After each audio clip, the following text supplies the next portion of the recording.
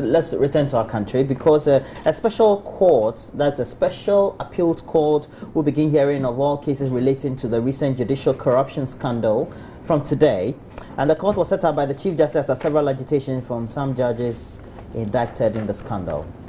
We know that alongside the subjects of the suing or the suits filed by a number of the justices and being led by a number of counsels or legal practitioners against Tiger IPI, and especially on the use of some premises to show the footages or the video of the investigative reports as well. What do you make of the whole scandal in itself, and subsequently the hearing of some of these cases by the Special Appeals Court? I'll start with you, Mr. Oponfosu. Yes, it's quite a difficult moment for this country. Let's face it, we tend to deny allegations of corruption and all that, but we know, we are being truthful to ourselves, that in all sectors, it's not now the satellite is on the judiciary, but it's something with us. We complain about corruption, we complain about indiscipline, we complain about lawlessness, all the negatives. Corruption is not what is wrong. Lawlessness or indiscipline is not what is wrong with this country. It's deeper. We lost the moral compass as a country. The foundation on which the country was built, our values have been eroded. And in the process, like when you have a headache, it's a symptom of something bigger than the headache. You know? So now it is the judiciary. What next? For me, I felt a bit uncomfortable with the viewing of these tapes and all that. By the public, you say? Yes. You're open? Yes. Okay. You know, if for instance, a couple has an issue of infidelity by one party and it's discussed, maybe I say, yes, I did it. If you go beyond that and say, we have a tape of what you did, let's view it, it complicates the issue. But it's not the same scenario, is it? It is. You're saying this because you think it's sensitive.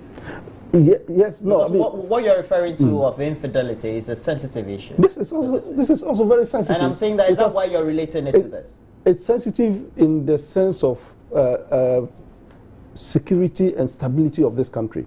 If we erode the confidence of the public in the judiciary, then who seeks redress? So people will continue with their instant justice and be lynching people here and there.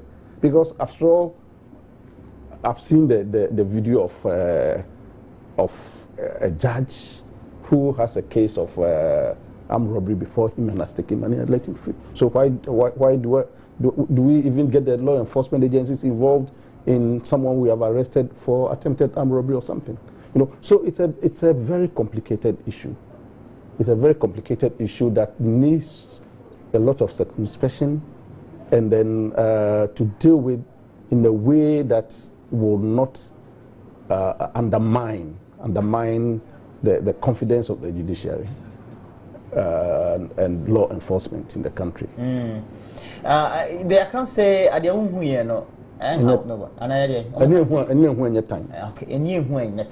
The point is that once you don't see, it doesn't become offensive to you.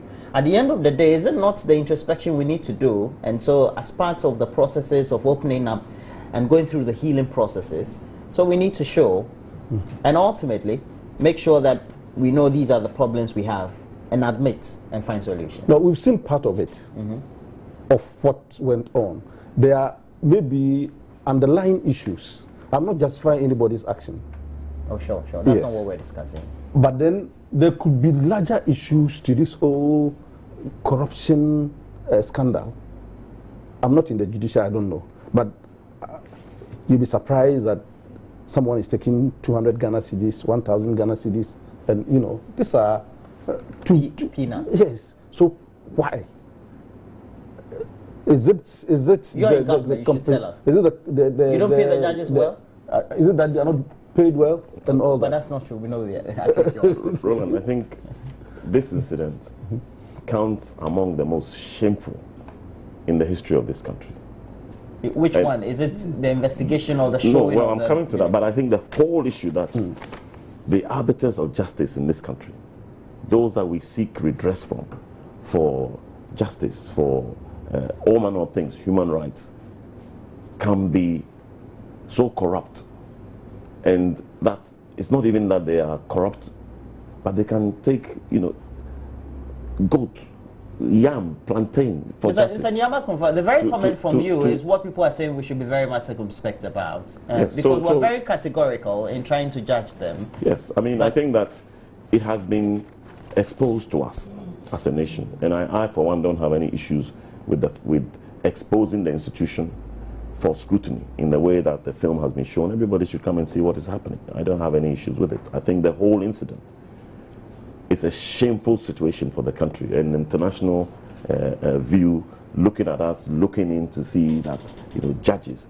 It's not as if, the picture that it portrays is very shameful, and when people are taking goats to render justice in this country, to free, armed robbers, etc. So those who should be protecting us, to protecting the safety of the state, are actually putting the members of the public at stake. But, going beyond that, I think many Ghanaians are very ashamed, but many Ghanaians are also encouraged to know that there are incorruptible judges, men and women who are out there who refuse to succumb to bribe, who were able to, whatever the temptation, whether it's entrapment, whatever it is, were able to live up to the standard of being judges.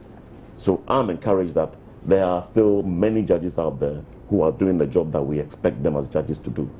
The other issue, I think, is many will wonder whether in other countries it's a case of a special appeal court that will be set up. I think if it's the States or anywhere else, any, whether you're a judge, whether you're even somebody in government, any cases of allegations of corruption against you, you are arrested.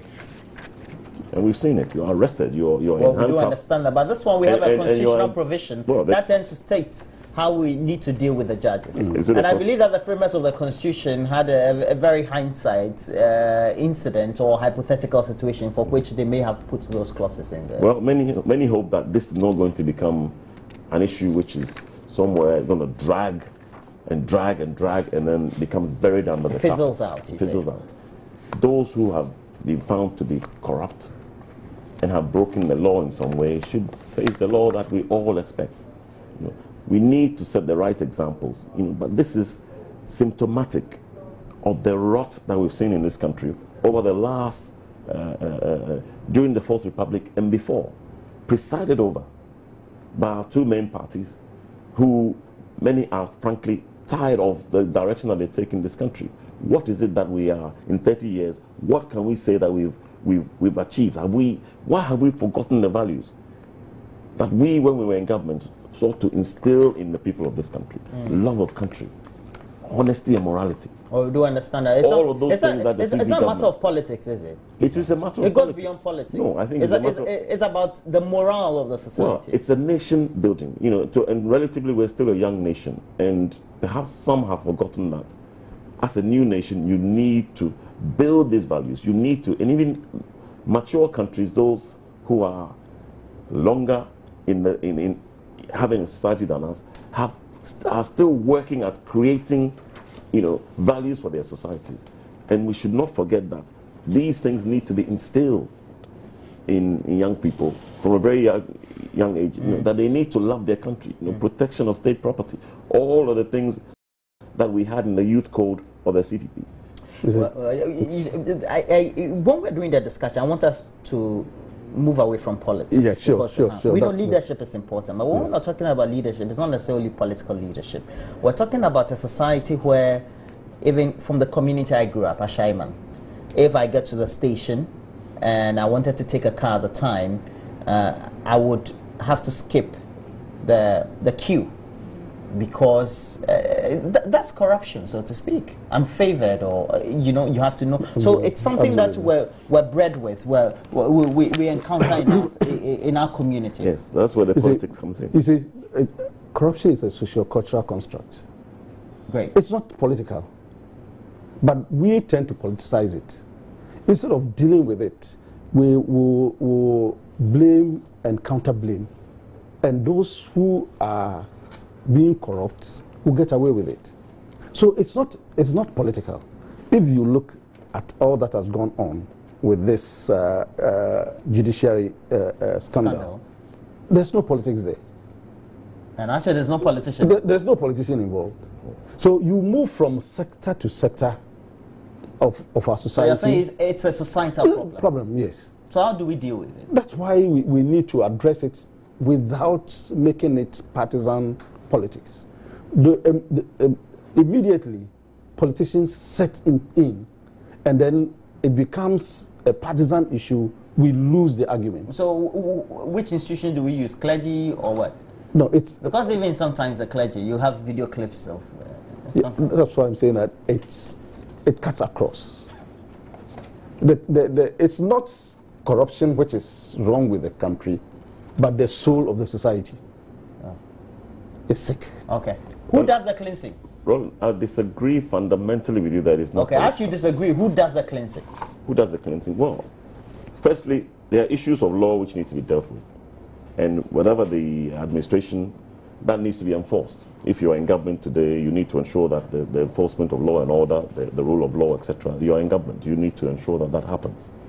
But over a period of time, administrations that come into government should understand their responsibility to shape the society in a particular way, to ensure that the youth that are growing up grow up with values of the society. They need to ensure that that's where the politics comes in. So we cannot preside over a situation for 30, 40 years and then say we are not to blame for where we are.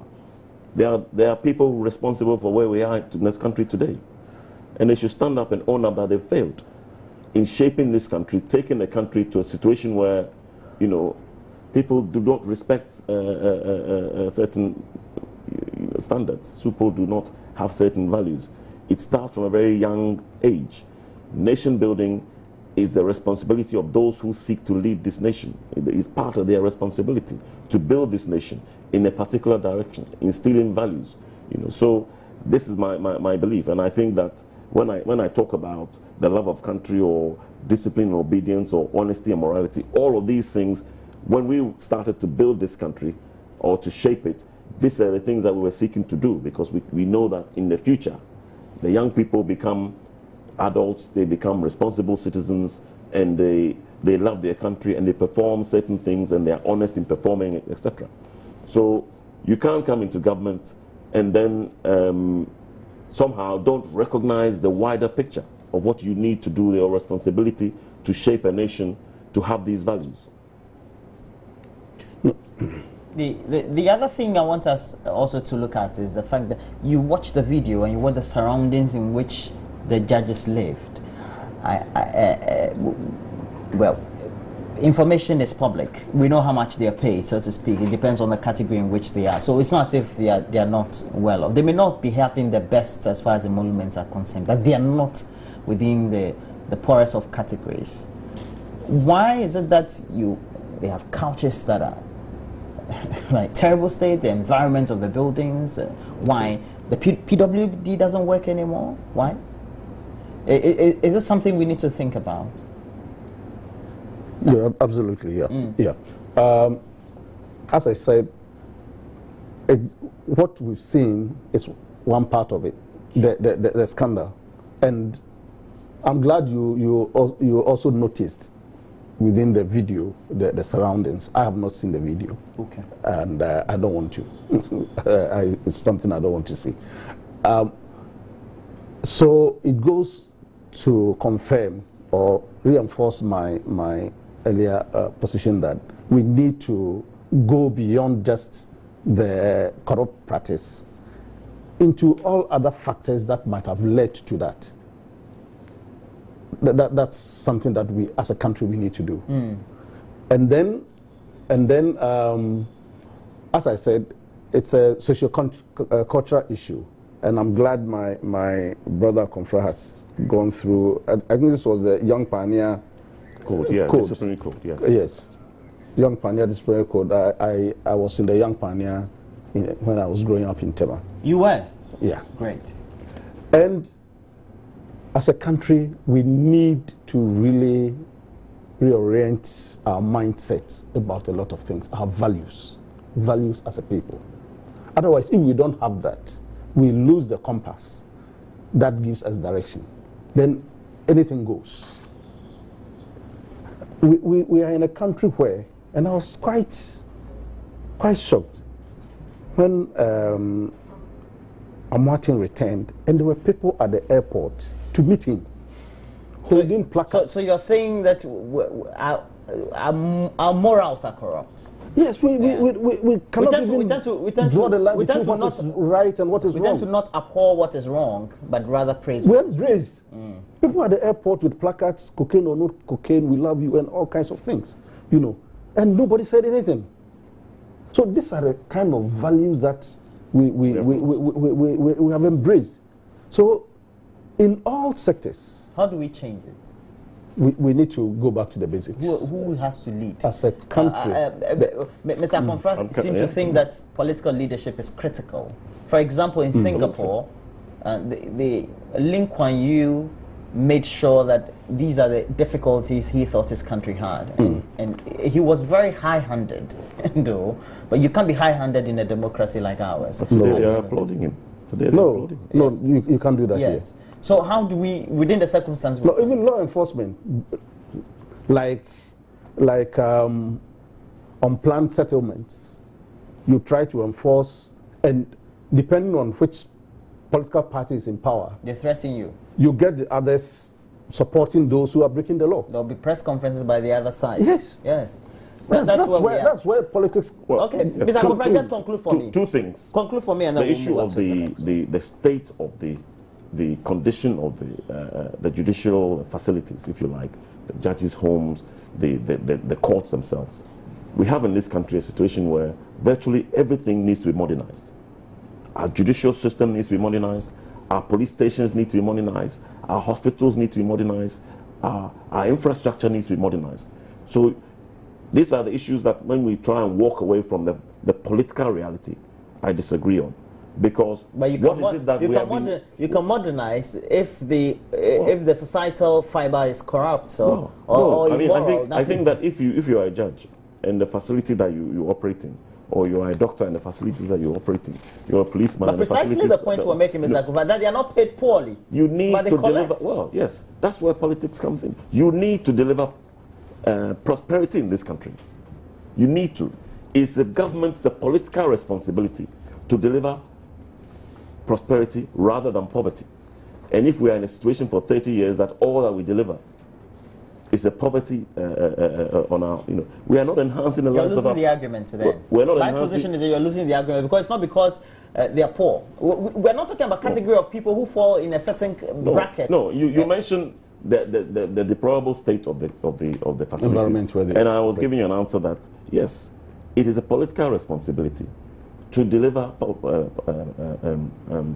to move away from poverty, enhance the environment, moving things, modernizing our situation.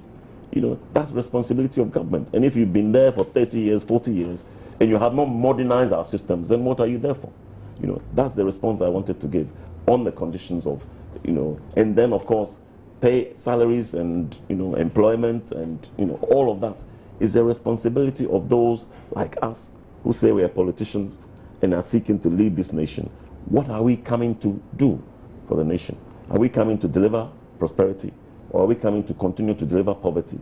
Are we coming to leave the deplorable state that we met 40 years ago in a deteriorating situation? Or are we going to come and make sure that we've modernized it, we've enhanced our situation? Go to Botswana, go to even young countries like Dubai. They're enhancing their situation all the time. They're enhancing the lives of their citizens.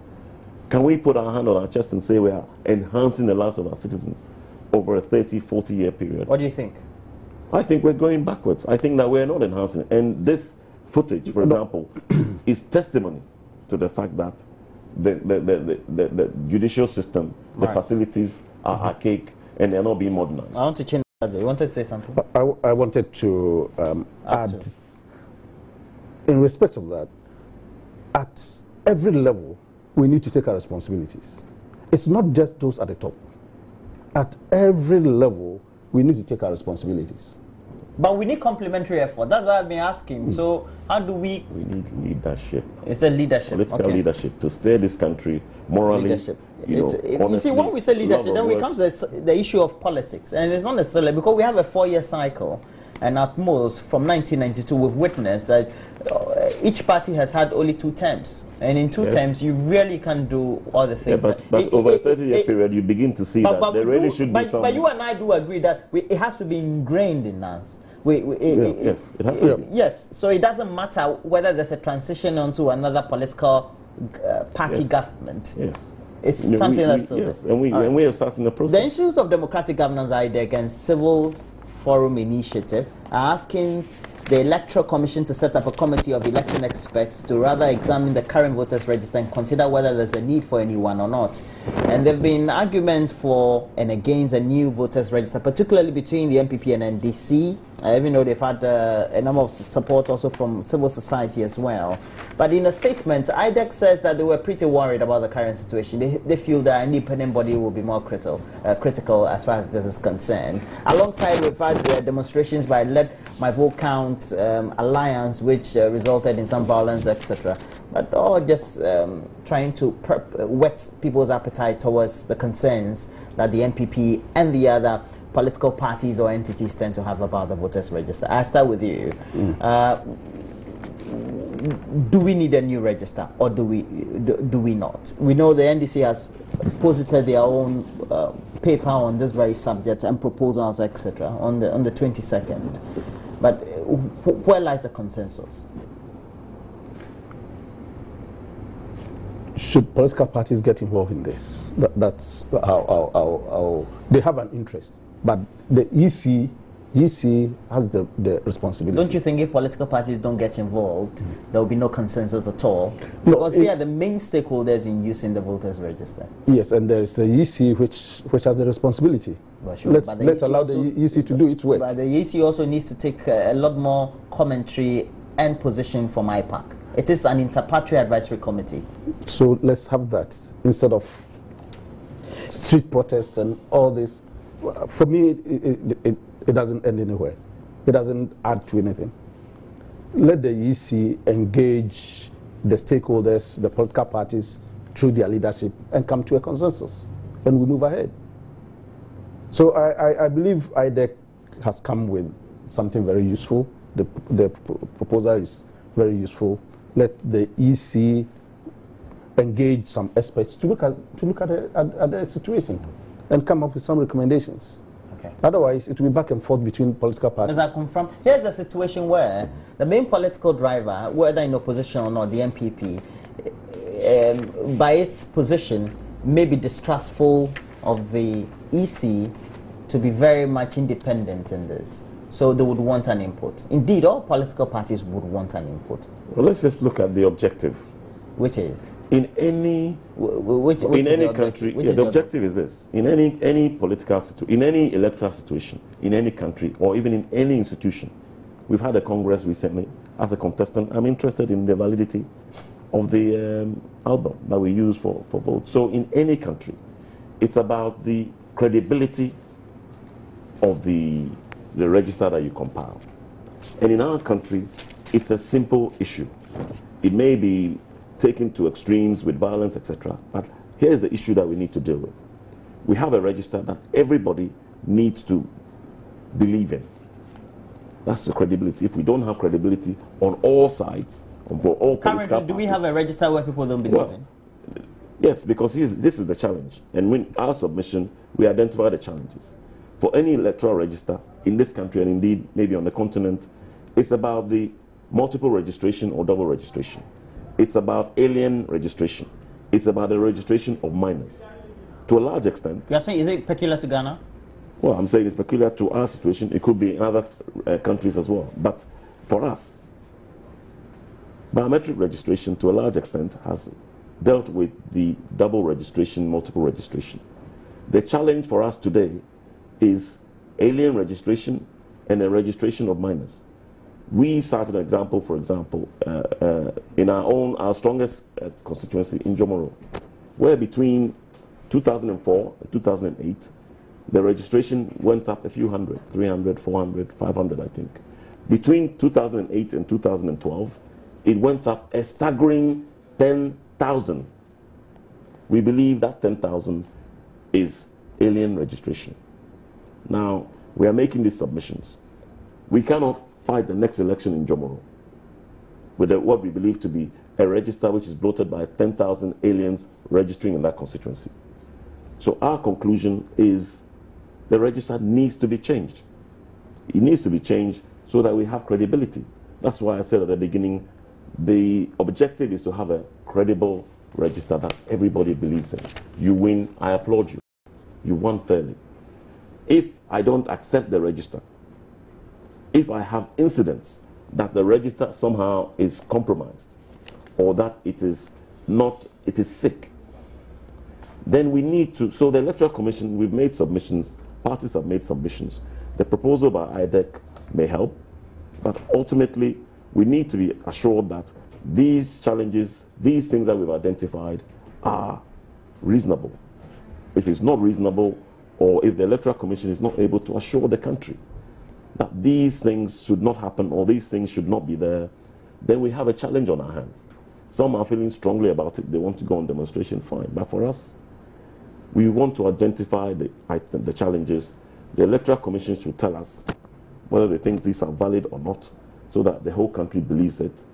If it requires an independent, as proposed by IDEC, to help the EC, fine. An independent body perhaps brings credibility, given that the EC now some people don't trust. Mr. Pomfosu, at which point do we have to say we are so distrustful of the documents we have, in which at the time of compilation we had representatives of the political parties, the monitoring of the media, the back and forth feedback between the stakeholders in putting together this very register?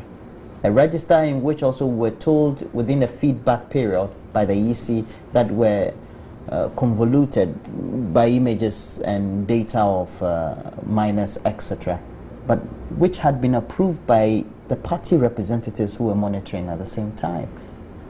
How can we? Look, if I take my own constituency, for example, I'm in East. I was there during the registration. We had difficulties, especially prevention of people identified as aliens, and they are migrants. We've always lived with migrants on cocoa farms and all that, and recently the Galamsey operations. Those were the ones that were being prevented by the MPP from registering. Those issues were resolved. The register was compiled. Nobody had any issues because all the agents were there. And after the elections, the contestant, the MPP candidate, then came out with a very interesting allegation. There was a difference with the presidential. The MPP won with about 500 votes, and the parliamentary, I won with a difference of about 2,300. Then suddenly there was an allegation that I brought aliens from Niger. That's what you did? You basked people from Niger? Niger. That's what you did? No, they said I hosted them for about 1 month. You are rich. And I said, where? 2,000. Which part of Niger did you tell us today, so that we won't tell anyone. Some of these things Niamey is the capital, right? Some of these things that we manufacture and present, and then when I heard so your point is what? Presenting that as part of the allegations. So your point is that's why I'll find, if I take my constituency as an example of what are the allegations and the reasons for rejecting the register, for me, then I'll say that there's no point. They don't have, there's no merit in it, because it never happened. It never happened. Okay. If we should compile a new register, how can we prevent minors from registering? How can we prevent aliens from registering? Barring the fact that we have movement of people all the time, and people can register in any constituency in which they've had some habitation for some time, yes, or perhaps are known by certain people in the area. How can we do that? How can we prevent? Because that's where IPAC comes in. Because we did it the first time, and agent said, "Well, we know you. Once you can be verified, you can register." Well, there were many complaints, some of which were recorded and didn't really see satisfactory. There were incidents of minors being registered, and some of it just continued. But we know that our population increases by about 600,000 a year. We know that biometric registration should have taken care of what the EC themselves admitted the last time, that the bloating was perhaps 1 million. So 2012, we should have had a register which was perhaps circa 10 or 11 million. That means that the increase in the cycle should be about 2.4 million. The increase in the register should be about 2.4 million. And that even assumes that everybody who's born or coming of age is registering. But we know that perhaps it may be 60, 70%. So it's not going to be 2.4 million. The increases have just not been right. Even if we just look at the population growth, we look at what we think the comparisons between the percentage of the population that are registering in other countries, and we look at ours. So there are also that comparison with the demographics, is it fair with other countries? It's fair. I mean, it's a basis, and you can put that across. The Electoral Commission needs. Is ours that extreme? Well, we're saying that there's an imbalance. It needs to be looked at. Nobody's saying that nobody's fight. I'm not getting on the streets and are you not saying things and destroying state property. I'm saying that this is the challenge. If it needs to be looked at, it's not the same as we need a new one. No. At the moment, it needs to be looked at because the information. So looking at something is not the same as going for a new one. No. Doing a new thing. We believe that it should be changed. That's our conclusion. We don't see how. Then you don't need to even look at it at all. Well, it's up to the Electoral Commission. They need to look at the information that is being given to them. Okay. They need to look at it, and then they need to assure us. Then we expand on this point. If we know, like the MPP convened a press conference and tried convincing the population that they had taken certain data, comparing it with that of the Togolese data, and seeing that there were certain discrepancies. Why don't we then, with all the efforts that we have, make sure we do the analysis of all the registers? I believe in a month, if we have the best brains, we put them in a room. That's where the IDEC idea is. Okay? Look through the numbers and the data and the materials we have of our register per polling station or registration center. We should be able to know that this one has a problem, and so we're going to look at it and verify it. Exactly. And then we make conclusions on it. Instead of just now opening new registration centers, buying new materials, buying new machines, deploying new technology, and compiling a new one. No, I mean, I perfectly agree with the IDEC position. Let's look at what is there, address the challenges, and then move on. Yeah. Instead of starting all over again, completely coming with new problems. Yes, it will also same introduce old problems and new problems. Will come up. By the time we finish the registration, we will have issues coming up to be addressed again. So why not just get experts to look at what is there, identify the challenges, and address them, so that we will have something that will be acceptable to all of us. Yes, I think on the basis, I agree. On the basis of the submissions made, there are many challenges.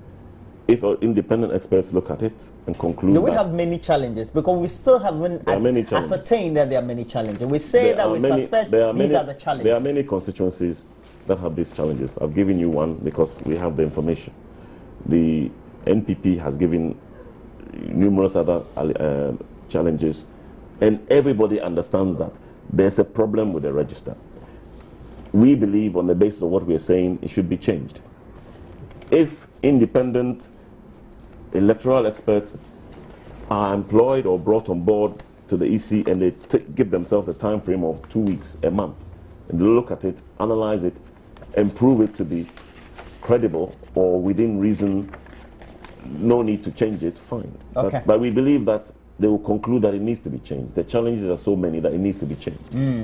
Niaman Akomfra is is the General Secretary for the CPP. I wanted to give him a new position. That's his new position. Keep piling it on me. General Secretary for the CPP. Thanks for joining me, Ni. Thank you. All right. When are you going back to the Gulf States? Well, I have various assignments that I do as a professional, because I wear a professional hat as well. But I'm a full-time General Secretary now. Okay. So full-time General Secretary. My assignments. Full-time General Secretary of the CPP in Niaman Conference. Thanks for joining me this morning. Thank you very much. And also, Akwesi Opong Fosu is a member of Parliament for Amenfi East, and also a Minister of State of the Presidency, former Minister, Local Government and Rural Development, and former Minister, Environment as well. Thanks for joining me, sir. We're taking a break. When we come back, we'll bring you entertainment. Please stay on.